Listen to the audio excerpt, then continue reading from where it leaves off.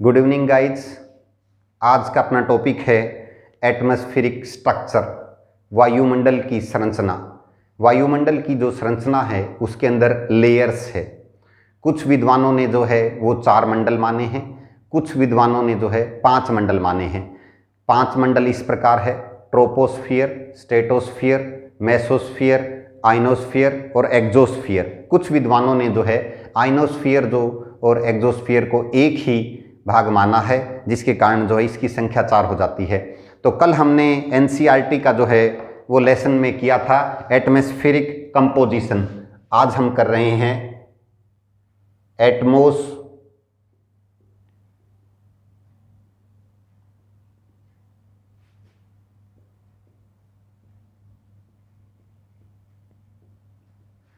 Atmospheric structure. हम करेंगे वायुमंडल की संरचना।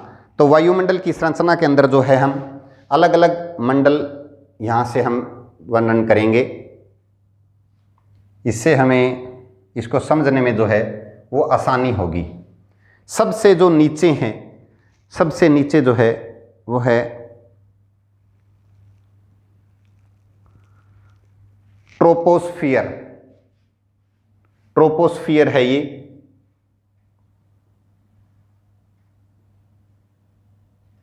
सौरमंडल, इसकी जो सीमा है यहाँ पर जो है ये 8 किलोमीटर तक है इसकी ऊंचाई, और यहाँ जो है ये 18 किलोमीटर तक है, यहाँ 18 किलोमीटर्स।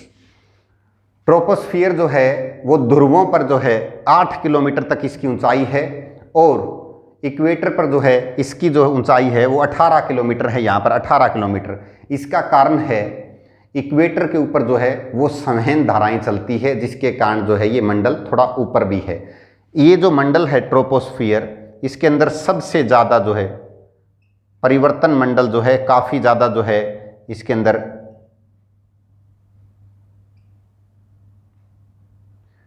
ट्रोपोस्फियर जो है इसके अंदर जो है सबसे ज़्यादा मौसमी दशाएं जो है वो बदलती है। जैसे कि बादल जो है हमें यहाँ दिखाई देते हैं, इसके बाद जो है बिजली का गर्जना जो है, बादलों का जो है बनना, वर्षा होना, ऐसी जो मौसमी संबंधी जो घटनाएं हैं वो सारी की सारी हमें ट्रोपोस्फियर सौरमंडल में दिखाई देती है। इसके जो अपर लेवल है, यहाँ पर जो ऊपरी सीमा है, यहाँ पर जेट स्ट्रीम चलती है।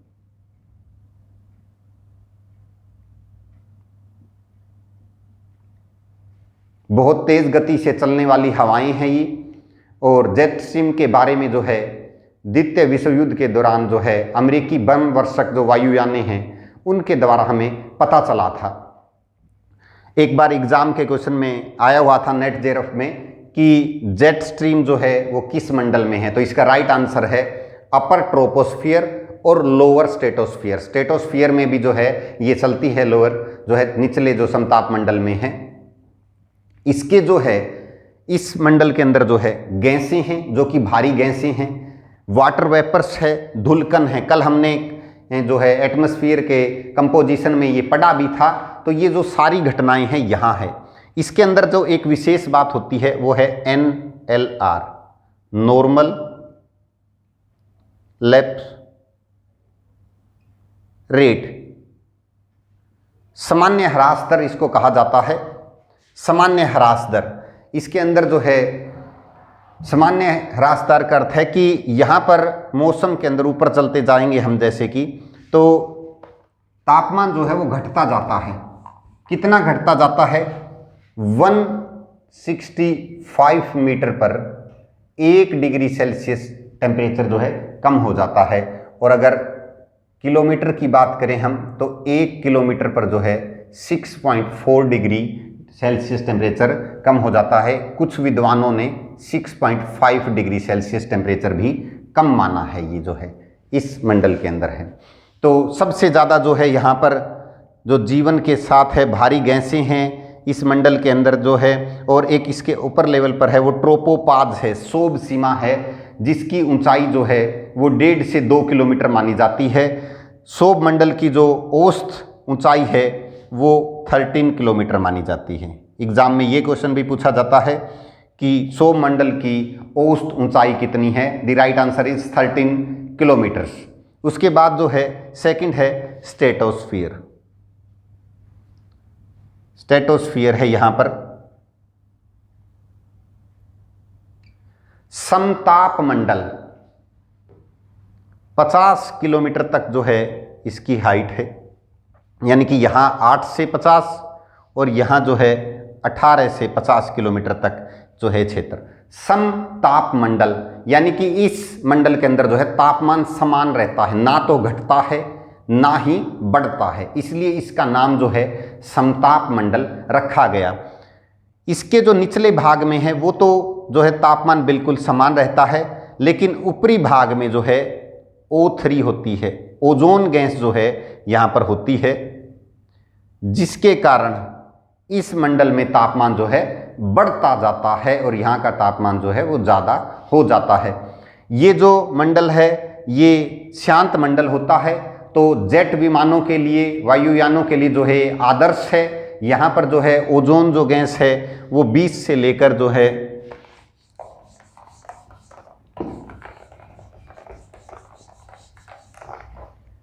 20 to 50 किलोमीटर जो है ओजोन की सांद्रता जो है वो ज़्यादा है, 20 से 50, और क्वेश्चंस में हमारे आता भी है 15 से 35 किलोमीटर भी आता है और 15 से जो है 25 किलोमीटर भी आता है। तो वो आपको ऑप्शन पे देखना पड़ेगा, दोनों ऑप्शन बिल्कुल सही है। ओजोन जो है आपको पता ही है कि अल्ट्रावायलेट रेज को जो है ऑब्जर्व करती है, जिसके कारण स्किन कैंसर जैसे असाध्य रोग जो है वो इससे बचाव हो जाता है। अगर ओजोन अगर ना हो तो इस तरह के रोग और एग्रीकल्चर प्रोडक्शन पर जो है इफेक्ट पड़ता है। उल्कापिंड जो है यहाँ पर समताप मंडल में आकर जो है वो नष्ट हो जाते हैं, और जैसे कि एक यहाँ सीमा थी शोभ सीमा, ऐसे ही एक समताप सीमा है यहाँ भी। ये जो सीमाएं होती है वो लगभग 1.5 किलोमीटर तक की एरिया में होती है।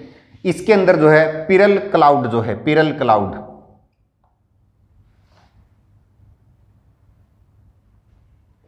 मुक्ताब मेघों की जो है जननी इसे कहा जाता है। तो स्ट्रेटोस्फीयर में ये हमें देखने को मिलता है। इसके बाद जो है एक बात यहाँ पर थी कि यहाँ तापमान जो ऊपर के साथ बढ़ रहा था, नॉर्मल लैप्स रेट है यहाँ पर, लेकिन कभी कभी क्या होता है कि ऊंचाई के साथ तापमान जो है घटने की बजाय बढ़ता है। उसे इन्वर्जन ऑफ टेम्परेचर या तापमान का व्युत्क्रमण भी कहते हैं। बहुत इंपॉर्टेंट क्वेश्चन है, इसके लिए कुछ स्पेशल दशाओं का होना अनिवार्य है। जैसे कि जो है वो रातें हैं वो लंबी होनी चाहिए, रातों के अंदर जो है बादल नहीं होने चाहिए, यानी कि क्लियर स्काई होना चाहिए। इस तरह की जो कंडीशंस है वो इन्वर्जन ऑफ टेम्परेचर के लिए बहुत ज़्यादा ज़रूरी है। जो घाटियां हैं वो ढालू होनी, जैसे कि स्लोप जो है वो डिपेंड करता है, और जो इस तरह के क्षेत्र जो है मौसम तो डिपेंड करता है। बिना अगर मौसम में बादल होंगे ऐसा होगा तो टेम्परेचर ऑफ इन्वर्जन जो है वो नहीं होगा, रातें लंबी होनी चाहिए। उसके बाद जो है वो है मध्य मंडल। मध्य मंडल जो है, मध्य मंडल 80 किलोमीटर तक, 50 से 80 किलोमीटर तक जो है वो मेसोस्फीयर जो है, मेसोस्फीयर है। इसके अंदर जो है तापमान जो है घटता जाता है, और यहाँ पर जो तापमान है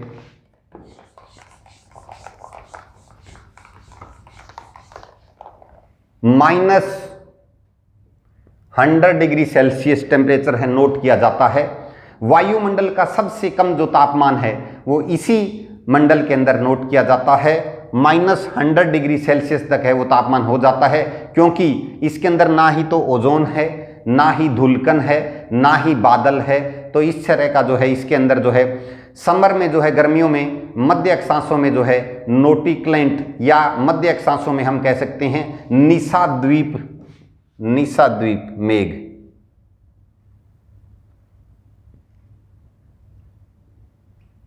निशाद्वीप मेघ जो है हमें देखने को मिलते हैं ग्रीष्म ऋतु में जो है। और इसके बाद भी एक यहाँ सीमा है, मध्य सीमा, जिसे मेसोपाज कहा गया है, वो तापमान घटने की जो है अंतिम सीमा है। इसके बाद जो है तापमान जो ऊपर जाएंगे तो वो बढ़ता ही जाएगा, वो तापमान जो है वो घटेगा नहीं। अंतिम सीमा है यहाँ टेम्परेचर घटने की। तो नेक्स्ट जो है वो हमारा है आइनोस्फीयर। यह है आइनोस्फीयर है ये। आयन मंडल इसे कहा गया है। इसकी जो हाइट है वो 640 किलोमीटर तक मानी गई है। वायु का जो घनत्व है इस मंडल में वो नगण्य है। विद्युत के जो आवेशित कण हैं वो इसमें पाए जाते हैं। रेडियो तरंगों को परावर्तित करके जो है पृथ्वी पर वापस भेजता है। अगर हम टेलीविज़न नेटवर्क जो इस तरह के जो कम्युनिकेशन है, संचार के जो है इस तरह का जो मीडियम है वो सिर्फ इसी के कारण संभव है। अगर आइनोस्फीयर ना होता तो जो रेडियो वेव्स है वो ऊपर वायुमंडल में जाकर वापस धरती पर नहीं आती और हमारा जो है वो ऐसी सुविधाएं हम से वंचित रह जाते। इसके अंदर जो है दो प्रकार का जो है ध्रुवीय प्रकाश जो है वो देखने को मिलता है। एक तो जो है वो नॉर्थ है और एक साउथ के अंदर है। जो नॉर्थ के अंदर है वो है ओरा बोरेलिस और जो साउथ के अंदर है वो ओरा ऑस्ट्रालिसिस है।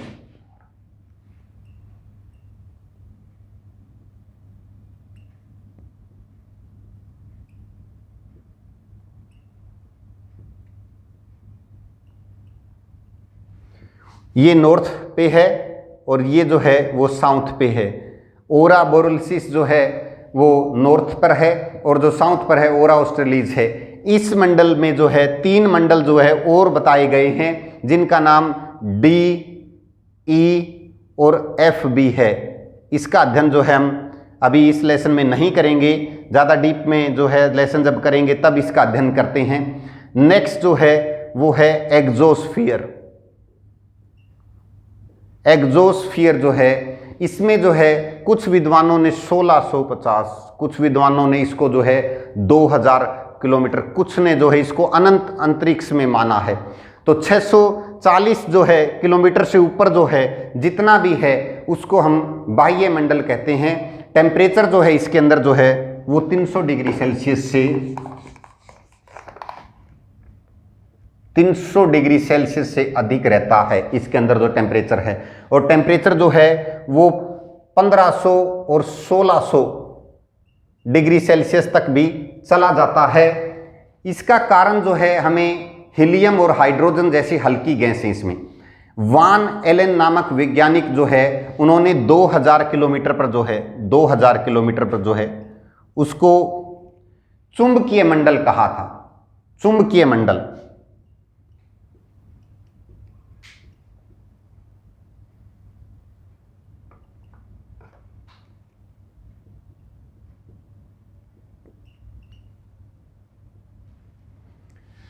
और ये जो है एक बात बनती है कि यहाँ से जो अगर हम वायुयान से अगर हाथ हमारा बाहर निकालें तो जलेगा नहीं इतना, क्योंकि जो डेंस है वायु की वो बहुत कम है। इसके कारण हमें पता नहीं चलता। मंडलों को जो है तापमान के आधार पर जो है बांटा गया है। जो हमने अभी ये स्ट्रक्चर किया है एटमॉस्फेरिक, इसको तापमान के आधार पर किया गया है।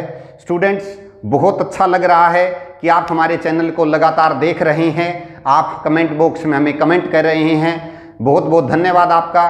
तो आप हमारे चैनल को सब्सक्राइब कीजिए, लाइक कीजिए और हमारी वीडियोज़ को पूरा देखिए, नोटिफिकेशन ऑल कीजिए। थैंक्स।